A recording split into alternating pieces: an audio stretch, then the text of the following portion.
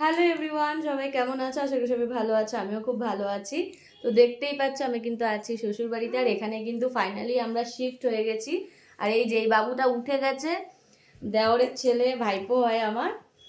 তো আমরা ফাইনালি পুরোপুরি পার্মানেন্টলি এখানটায় শিফট হয়ে গেছি, কারণ ভাড়া বাড়িতে আমাদের অনেকটাই সমস্যা হচ্ছিল।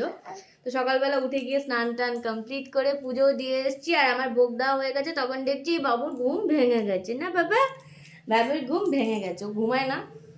ভোর 4টের সময় ঠেলে ওঠে, আর দিনের বেলা যদি ঘুমায় ওই 10 মিনিট করে ঘুমায়, আবার উঠে যায়। তুমি কি দেখছো? সবাইকে বলে দাও, সবাই আমার জেম্মাকে সাপোর্ট করবে। হ্যাঁ, আমার জেম্মা এবার থেকে আমার কাছেই থাকবে, এখানেই থাকবে। ভাড়া বাড়িতে সত্যি খুব সমস্যা হচ্ছিল, তো এই জন্য আমরা এখানে চলে এসেছি। শুক্রবার দিনকেই শিফট করেছি, আর এখনও অনেক জিনিস আসা বাকি আছে। আস্তে আস্তে আস্তে আস্তে করে সবার কি মালপত্র গুছাচ্ছি। তো তোমরা সবাই সাপোর্ট করো আমাকে। এবার থেকে তোমরা এই বাড়ির ব্লগই দেখতে পাবে, আর আমার ওই বাড়ির ব্লগ দেখতে পাবে না। তো চলো সবাইকে টাটা করে দাও। তো ভোগ দেওয়া হয়ে গেছে, এবার আমরা ভোগ তুলতে যাব, আর একেও একটু খাওয়ানো হবে।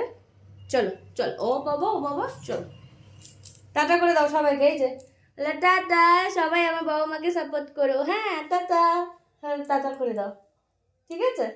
টাটা করে দাও। পপো শর্ট